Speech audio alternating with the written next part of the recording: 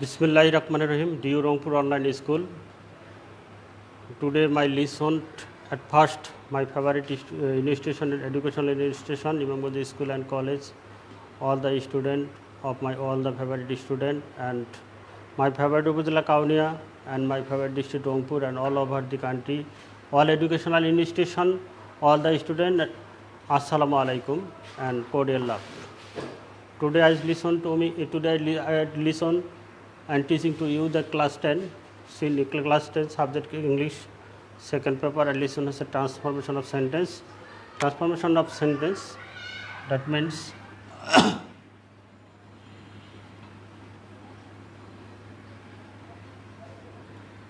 transformation of sentence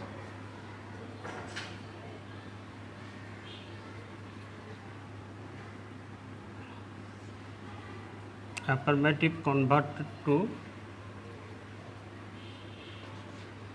affirmative into negative. So my dear learner, at first I easily understand to you I use of Bengali language instead of English. So you are the not only the adults, you are not the all village area, all students are not the easily English language, so I use Bengali language.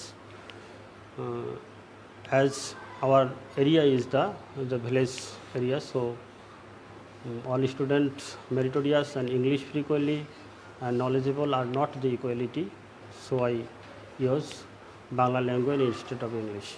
But my dear learner, transformative sentence আজকে আমি আলোচনা করব affirmative to negative. So my dear learner, affirmative sentence কি আমাদের এটা জানতে হবে যে অ্যাফার্মেটিভ হচ্ছে, অ্যাফার্মেটিভ থেকে আমরা জানি তোমরা পূর্বের ক্লাসে এগুলো পড়ছো। অ্যাফার্মেটিভ কি? যে সেন্টেন্স দ্বারা কোনো কিছু স্বীকার করা হয় বা হাঁ বাদক বলা হয়। অর্থাৎ আমরা যদি এটাকে করি যে affirmative sentence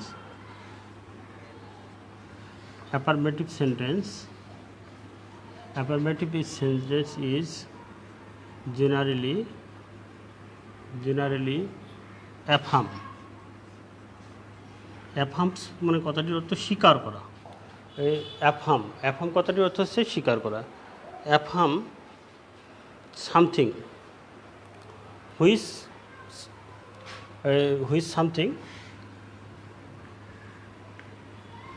something is called affirmative.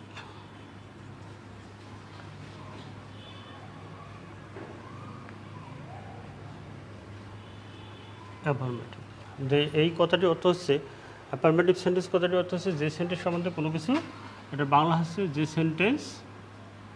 Sentence অনুসারে কোনো কিছু স্বীকার করা হয়,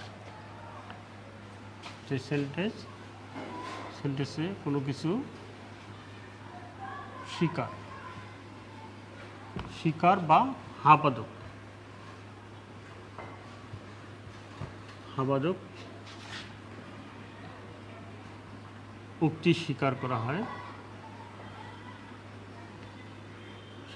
হয়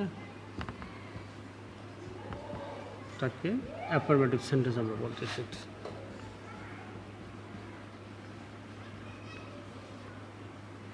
অ্যাফার্মেটিভ সেন্টেন্স তো মাই ডিয়ার বললাম এক্সাম্পল হিসেবে হতে পারে, যেমন এক্সাম্পল উদাহরণস্বরূপ, যেমন আল্লাহ is all in one.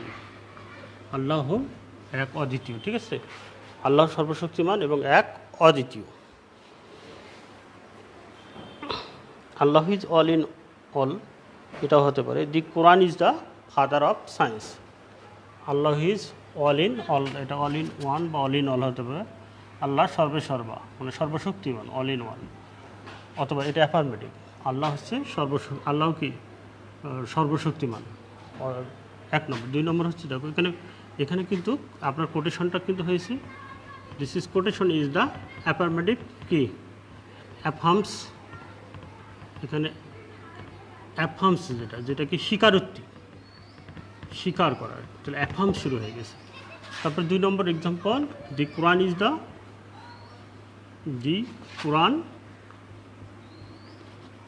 Is the father of science.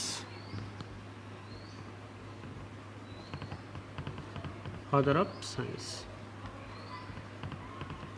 Quran হচ্ছে বিজ্ঞানের জনক। যত প্রকার বিজ্ঞান আজকে পৃথিবীতে যত বিজ্ঞানীরা আছে না কেন, কোনো কিছু রিসার্চ করতেছে, সব কিছুর মূল উৎস হচ্ছে কোরআন। আজকে সেই কোরআনকে আমাদেরকে কোরআন প্র্যাকটিস করতে হবে। এটা অ্যাফারমেটিভ একটা সেন্টেন্স। আরও হতে পারে, যেমন আল্লাহ is the present everywhere. Allah is present, দেখো আমরা যদি মনে করি আল্লাহ হ্যাজ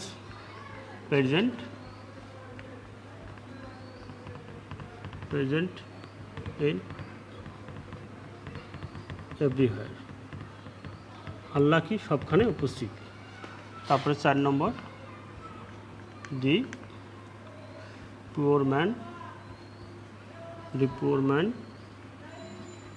ওয়াজ হেল্পলেস। তাহলে দরিদ্র লোকটি, এই যে আমরা এখানে 4টা সেন্টেন্স দেখতেছি, এখানে কিন্তু সবগুলোতে অ্যাফার্মস কি ইন্ডিকেশন করতেছে। অ্যাফার্মস মানে কি স্বীকারোক্তি, এটা হচ্ছে অ্যাফার্মস ইন্ডিকেট করতেছে। This is the affirmative sentence. Affirms indicator affirms, অর্থাৎ এটা হচ্ছে স্বীকারোক্তিটা হচ্ছে হামাদক। দেখো Allah is all in all, Allah সর্বশক্তিমান, এটাও কি আল্লাহ সর্বা, এটা হচ্ছে কি অ্যাফার্মসটা কি পজিটিভ। সব কিছু অ্যাফার্মগুলো হবে পজিটিভ যখন হবে, অর্থাৎ পজিটিভ যেটাকে বলা হচ্ছে পজিটিভ অ্যাফার্ম, সেইটাকে বলা হচ্ছে অ্যাফার্মেটিভ। ঠিক আছে, পজিটিভ অ্যাফার্ম। তারপরে তো Quran is the father of the science, Quran হচ্ছে বিজ্ঞানের জনক। This is the indication and quotation, this sentence is the indication by not কি not there is no something the negative quotation, they completely fulfill of the positive quotation or positive affirms. ঠিক আছে, Allah is the present in everywhere, Allah সর্বক্ষেত্রে বিরাজমান। এটা কি করতেছে, this is the indication of present, this is the indicator, বা this is the formally indicator and strongly indicator the positive quotation. So it is the affirmative sentence. And poor man was helpless, দরিদ্র লোকটি ছিল অসহায়, এটাও কিন্তু positive কোটেশনকে। আর negative সেন্টেন্সটা হচ্ছে my dear learner. এখন দেখো আবার আমরা সেন্টেন্সটাকে চেনার এখন আমরা এর উল্টাটা হবে negative.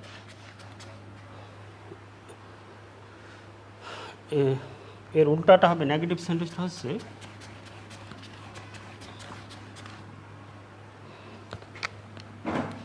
অ্যাফার্মেটিভগুলো negative sentence.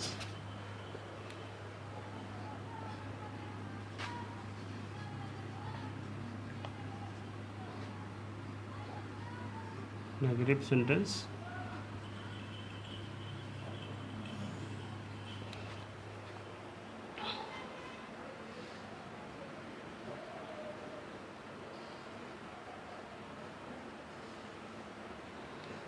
a sentence which denies something,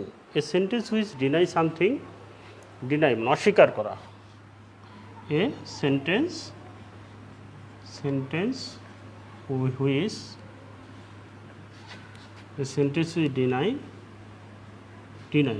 কথাটির অর্থ কি অস্বীকার করা। deny something, a sentence which deny something is called negative. My dear learner, we have to learn first the definition of affirmative sentence and definition of the negative sentence. এর আগেটা ছিল a sentence which affirms something is called the affirmative. আসলো a sentence which denies something is called negative sentence. ঠিক আছে, যে সেন্টেন্সে কোনো কিছুকে অস্বীকার করা বলবে, অস্বীকার করা যখন বলবে, এখানে ছিল স্বীকার, তখন এখানে আসবে, এটা আসবে অস্বীকার। ডিনাই কথাটির অর্থ হচ্ছে অস্বীকার করা,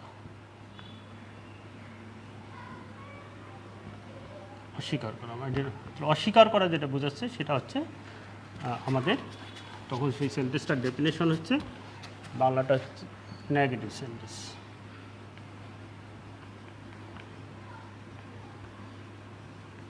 negative sentence my dear learner, আমরা নেগেটিভ সেন্টেন্সে অনেকভাবে হতে পারে। নেভার যুক্ত নেগেটিভ হতে পারে, ডু নট যুক্ত নেগেটিভ হতে পারে। যেমন happiness does not last forever, যেমন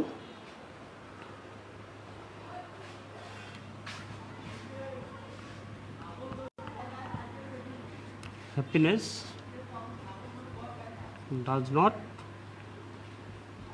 লাস্ট ফর এভার। অর্থাৎ সুখ চিরস্থায়ী হয় না, ঠিক আছে। সুখ মানুষের well and how come by time, সুখ দুঃখ পালাক্রমে আসে। অথবা এটাও হতে পারে, এটা হতে পারে 1 নম্বর। 2 নম্বর হতে পারে যেমন Tasnim, Tasnim is not my elder daughter.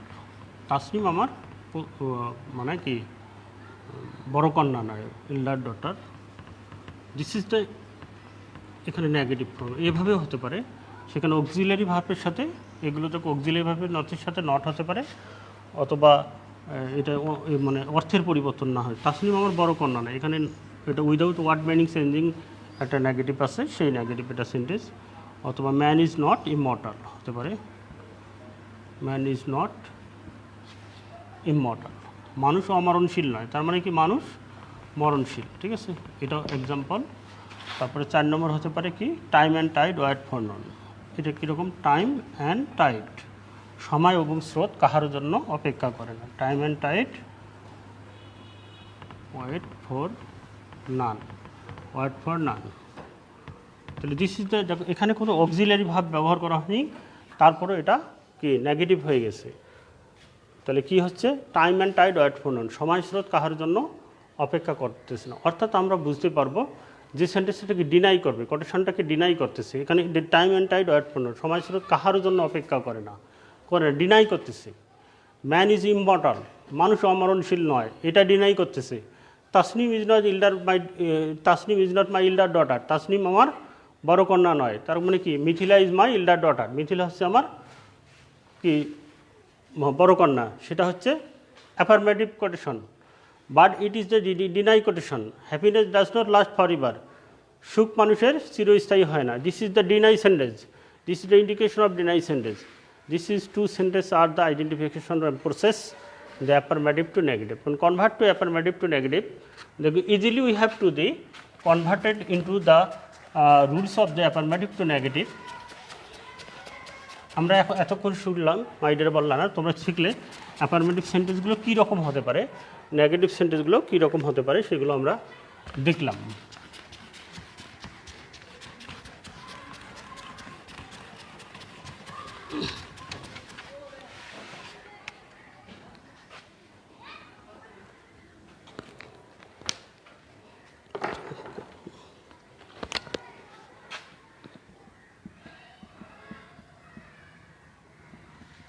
Affirmative into negative, negative এটা প্রসেস হচ্ছে দুইটা,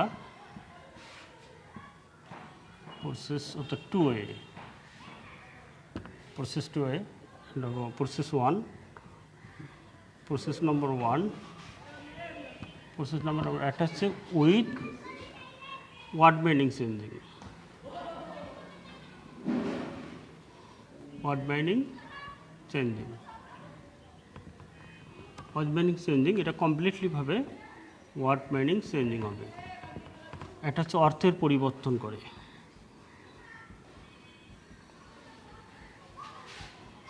অর্থের পরিবর্তন করে অ্যাফার্মেটিভকে নেগেটিভ করা। সুপ্রিয় শিক্ষার্থী, তোমাদের কিন্তু পরীক্ষার খাতায় কখনো এটা লেখা থাকবে না যে উইদাউট ওয়ার্ড মিনিং চেঞ্জিং আর without word meaning changing, affirmative to negative, এটা দুইটা প্রসেস। আর process 2, process number 2, process number 2 হচ্ছে উইদাউট ওয়ার্ড মিনিং চেঞ্জিং, অর্থের পরিবর্তন হবে না কিন্তু সেটা অ্যাফার্মেটিভ থেকে without word meaning changing.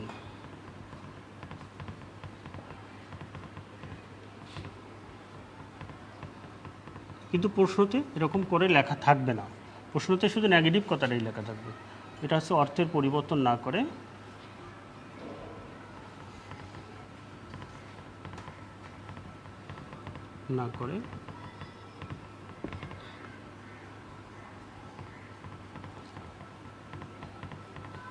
Affirmative into negative. তার এক্সাম্পল হচ্ছে যেমন এখানে যদি এটার নাম্বার 1 মানে যেটা অর্থের পরিবর্তন হবে এরকম আসলো যে I M a bright student,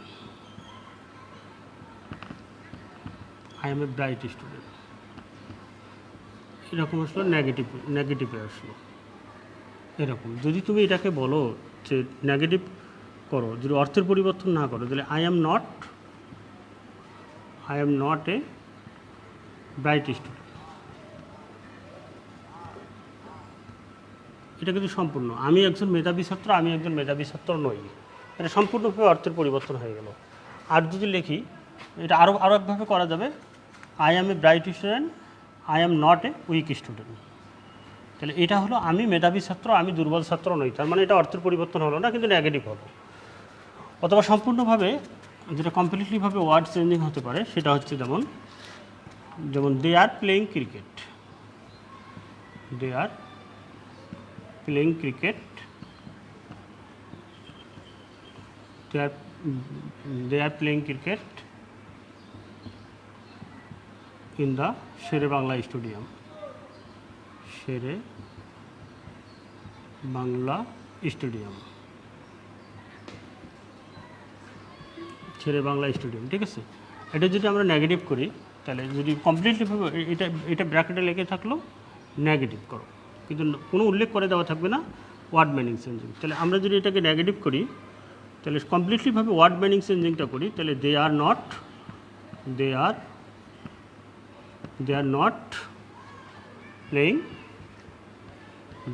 playing cricket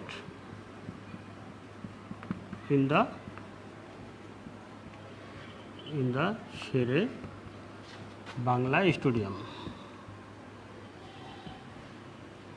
Shere Bangla Stadium in Mirpur, ঠিক আছে, স্টেডিয়াম। তাহলে যেটা সম্পূর্ণ তাহারা কি মনে করো বাংলাদেশ ক্রিকেট দল, ন্যাশনাল ক্রিকেট টিমরা শেরে বাংলা স্টেডিয়ামে ক্রিকেট খেলতেছে, আর they are not playing cricket in the Shere Bangla Stadium. এটা হচ্ছে ওয়ার্ড মিনিং চেঞ্জিং, এটা সম্পূর্ণভাবে কী হলো ওয়ার্ড মিনিং চেঞ্জ হয়ে গেল, চেঞ্জ, ঠিক আছে। প্রসেস নম্বর 1 গেল। আর প্রসেস নম্বর 2 যেটা হচ্ছে অর্থের পরিবর্তন না করে অ্যাফার্মেটিভ থেকে নেগেটিভ করা। সেখানে দেখো সেখানে আমাদের কতগুলো কে ওয়ার্ডস এবং অপোজিট ওয়ার্ড জানতে হবে, ওটার স্ট্রাকচার আলাদা। যেমন মিথিলা ইজ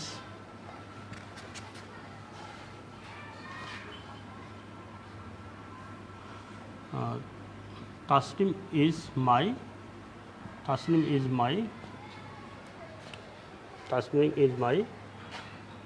younger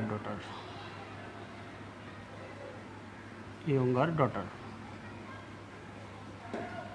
তাসনিম হয় আমার ছোট কন্যা। এখানে নেগেটিভ লেখা থাকলো, তোমাদের কখনো বলবে না যে এটা অর্থের পরিবর্তন করে লেখো এবং অর্থের পরিবর্তন। তোমরা তো পরীক্ষা ইতিমধ্যে দিছো, জেএসসি পরীক্ষা দিছো, ক্লাস 9-এর বার্ষিক পরীক্ষা দিছো, অনেকগুলো পরীক্ষা দিছো, অতএব তোমাদের এটা সম্বন্ধে অবশ্যই ধারণা আছে তো কীভাবে অ্যাফার্মেটিভ থেকে নেগেটিভ করতে হবে অর্থের পরিবর্তন না করে এবং অর্থের পরিবর্তন করে, সেটা তোমাদের জানা আছে। কীভাবে প্রশ্নে থাকবে সেটা তোমরা জানো।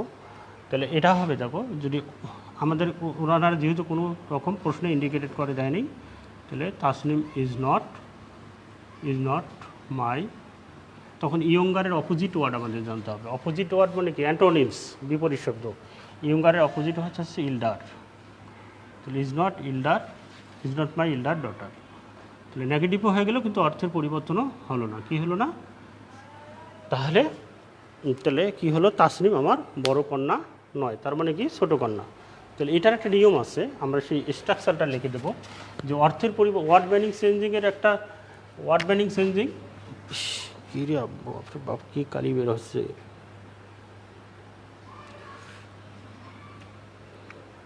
কোনোটার কালি একেবারে নেই আর কোনোটার কালি একবারে বেশি বেরোচ্ছে।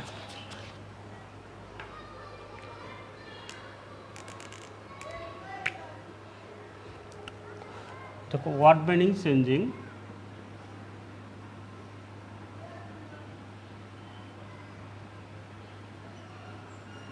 ওয়ার্ড মিনিং চেঞ্জিং, এটা কমপ্লিটলি ভাবে ওয়ার্ড মিনিং চেঞ্জিং হবে, কমপ্লিটলি ভাবে word meaning changing.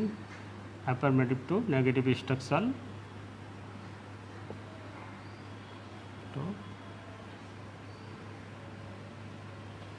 Negative structure সেটা কী হবে, সেটা প্রথমে 1 নম্বরে আমাদের কী হবে, সাবজেক্ট কী হবে, সাবজেক্ট সম্পূর্ণ অবস্থা আনচেঞ্জ থাকবে, যে সাবজেক্ট সেটাই আনচেঞ্জ থাকবে। আর যদি অক্সিলারি ভার্ব থাকে 2 নম্বর হচ্ছে অক্সিলারি ভার্বের সঙ্গে, অক্সিলারি ভার্ব যদি দেওয়া থাকে অক্সিলারি ভার্বের সাথে প্লাস কী বলবে, এরকম নট বলবে, অর্থাৎ নট অথবা এটার অ্যাপোস্ট্রোফ ফর্ম এরকম নট বলবে।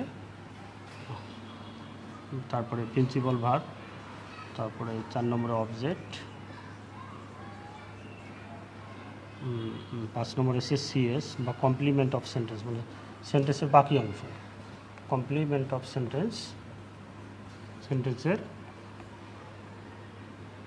সেন্টেন্সের বাকি অংশ এগুলা সমস্ত প্রকার কী থাকবে, আনচেঞ্জ অবস্থায় থাকবে। ঠিক আছে, যেটা আমরা করলাম, যেমন ওই যে এখানে কী করলাম, they are playing cricket in the Shere Bangla, তাহলে এটা অক্সিলারি ভার্ব ছিল, তার সঙ্গে শুধু নট বসে দিয়ে কী করলাম, তার সঙ্গে নট বসে দিয়ে শুধু কী করলাম, অ্যাফার্মেটিভ থেকে নেগেটিভ করলাম। এটা খুবই সহজ।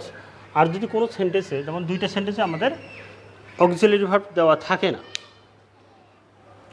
অক্সিলারি ভার্ব 2টা সেন্টেন্সে থাকে না, আমরা জানি মডাল অক্সিলারিজগুলো কত, do, does, am, is, are, have, has been, have been, was, were. ঠিক আছে, এগুলোর সঙ্গে নট বসে আমাদের করতে হবে। তো অক্সিলারি ভার্বগুলো কোনগুলো, আমাদের মডাল অক্সিলারিজ যেগুলো আছে সেগুলো আমরা জানি, যে মডাল অক্সিলারিজ যেগুলো সেগুলোর সাথে নট বসাবো আমরা, মডাল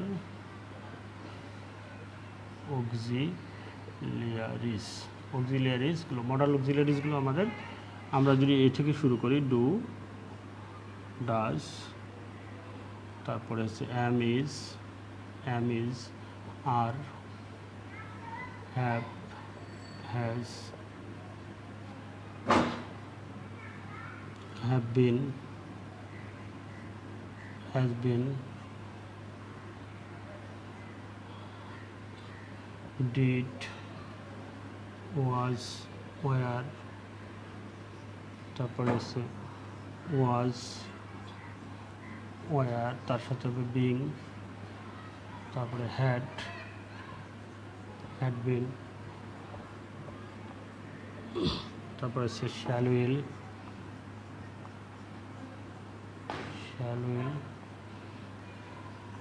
তারপরে শ্যাল বি, উইল বি, তারপরে হচ্ছে আমাদের শ্যাল হ্যাভ,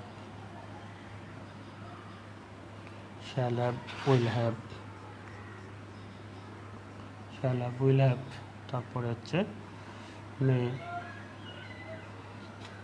ক্যান, এক্সেট্রা।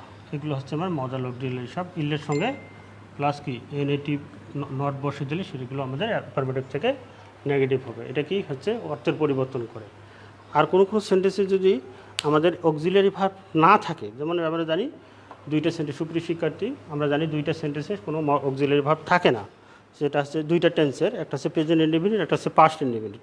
যেমন প্রেজেন্ট ইনডিফিনিটের একটা উদাহরণ হচ্ছে আই প্লে ক্রিকেট, আমি ক্রিকেট খেলি, এখানে কিন্তু এও নেই, 2টা সেন্টেন্সে হচ্ছে আপনার অক্সিলারি ভার্ব থাকে না। তাহলে সেই ক্ষেত্রে আমরা কীভাবে অ্যাফার্মেটিভ থেকে নেগেটিভ করব?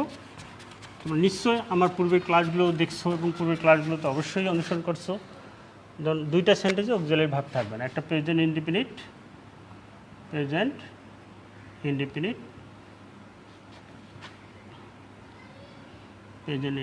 টেন্স, অ্যাফার্মেটিভ স্ট্রাকচার, অ্যাফার্মেটিভ, আর হচ্ছে পাস্ট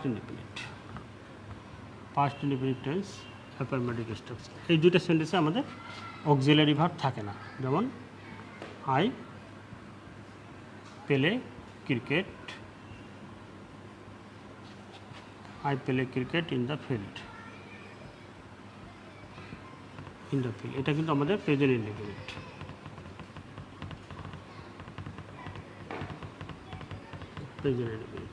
আরেকটা হচ্ছে যেমন Mithila reads books, Mithila read books regularly, এটা হচ্ছে প্রেজেন্ট ইনডিফিনিট টেন্স। তাহলে এই দুটো প্রেজেন্ট ইনডিফিনিট টেন্সে দেখো কোথাও অক্সিলারি ভার্ব নেই, তাহলে এটার কি বসবে?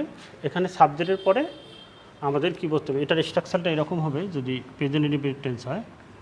প্রেজেন্ট ইনডিফিনিট টেন্স কিন্তু অক্সিলারি ভার্ব থাকবে না, ঠিক আছে? Present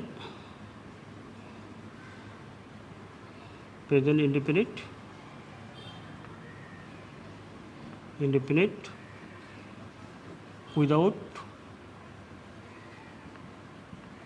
without auxiliary verb, auxiliary verb ছাড়া প্রেজেন্ট ইনডিফিনিট যদি থাকে তাহলে তার স্ট্রাকচারটা হবে 1 নম্বরে সাবজেক্ট বলবে, সাবজেক্ট যা থাকবে তাই আনচেঞ্জ, তাহলে আনচেঞ্জ অবস্থায় বসবে। 2 নম্বরে বসবে কি, মানে ডু নট অথবা ডাজ নট বলবে, ডু নট অথবা ডাজ নট, এটা হচ্ছে কি অ্যাকর্ডিং টু পারসন, ঠিক আছে? According to person and number,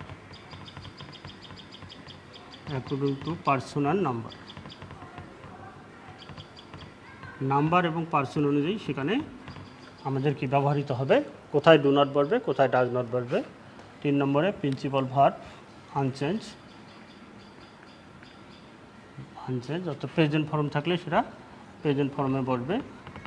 4 নম্বরে অবজেক্ট, 5 নম্বরে যেগুলো থাকবে সিএস সেটাই হবে। তাহলে আমাদের কি হচ্ছে এখানে দেখো আই প্লে ক্রিকেট, এখন এটাতে তোমাদের এইভাবে লেখা থাকলো নেগেটিভ, তো মাডিয়া বললাম ওখানে তো সহজেই শিখে দিলাম যে অক্সিলারি ভার্বের সাথে নট করে আমরা নেগেটিভ করব, কিন্তু এখানে তো নাই, তখন আমরা this is the follow up this structure, তখন আমাদের এই মানে স্ট্রাকচারটা অনুসরণ করতে হবে। তাহলে আমাদের কি লিখতে হবে? আই, যেহেতু ফার্স্ট পার্সন, এটা আমি বলছি according to person and number, person এবং নাম্বার অনুসারে, তাহলে এটা ফার্স্ট পার্সন এবং পুরো সিঙ্গুলার নাম্বার। আমি ফার্স্ট পার্সন সিঙ্গুলার নাম্বার মানে 1 বছর, এই জন্য এখানে বলবে I do not play cricket in the field, বাকিগুলো নেগেটিভ হয়ে গেল। তার Mithila does not reads book regularly, এটাকে আমাদের নেগেটিভ করতে হবে। তাহলে মিথিলা কি আমাদের এখানে? মিথিলা হচ্ছে থার্ড পার্সন সিঙ্গেল নাম্বার, তাহলে মিথিলা যদি থার্ড পার্সন সিঙ্গেল নাম্বার থাকে তাহলে থার্ড পার্সন সিঙ্গেল নাম্বার কী বসবে? আমাদের অক্সিলারি ভার্ব হিসেবে থার্ড পার্সন সিঙ্গেল নাম্বারের পর ডাজ নট বসবে, ঠিক আছে মাই ডিয়ার লার্নার? তাহলে কী হবে এটা? মিথিলা ডাজ নট রিডস যখন আসে তখন রিড বলবে, যদি আনচেঞ্জ অথবা প্রেজেন্ট ফর্মে তখন এসটা এখান থেকে উঠে যাবে, এসটা আমাদের নেগেটিভ, তাহলে Mithila does not read book regularly, negative হয়ে গেল। সুপ্রিয় শিক্ষার্থীবৃন্দু, আমাকে এটা একটা নির্দিষ্ট সময়সীমা করে ক্লাসে প্রেরণ করা হয়েছে, যেহেতু আজকের ক্লাসে আমি সময় অনেক অতিবাহিত করে ফেলছি, অনেক বিশাল আসলে ভ্যাট সিলেবাস, এগুলো যে আলোচনা শুরু করি তাহলে আলোচনা আসলে ভালো করে বোঝাতে গেলে, শুরু থেকেই আলোচনাগুলো শুরু করতে গেলে, ভালো করে বোঝাতে গেলে আসলে আলোচনার গভীরতায় যেতে হবে। শুরু করেছিলাম কি দিয়ে? তখন মনে করেছিলাম যে ক্লাস 6-7 বাচ্চাদেরকে পড়াচ্ছি, তখন আলোচনা যখন শেষ প্রান্তে যাবে তখন মনে হবে যে কত বড়, তখন বিজ্ঞ মনে হচ্ছে কত ডিফিকাল্ট আমি জিনিসের ভিতরে ঢুকতেছি। তাহলে this is the process of কি স্টাডি, এটাই হচ্ছে পড়াশোনার একটা প্রক্রিয়া। আমাদের ধীরে ধীরে সহজ থেকে কঠিন থেকে কঠিনতরের দিকে আমাদের আলোচনায় যেতে হবে। শুরুটাই কঠিন দিয়ে যদি আমরা আলোচনা শুরু করি তাহলে হয়তো তোমরা ভয় পেয়ে যাবে। এই কারণে শুরু করছিলাম। যাক, তোমরা আমাদের এই ক্লাসগুলো দেখবে, আশা করি আমাদের ক্লাসগুলো দেখে যদি একটু উপকৃত হও, এই বৈশ্বিক মহামারী বিপর্যয়ের সময় সকলেই ক্লাসগুলো অনুসরণ করবে।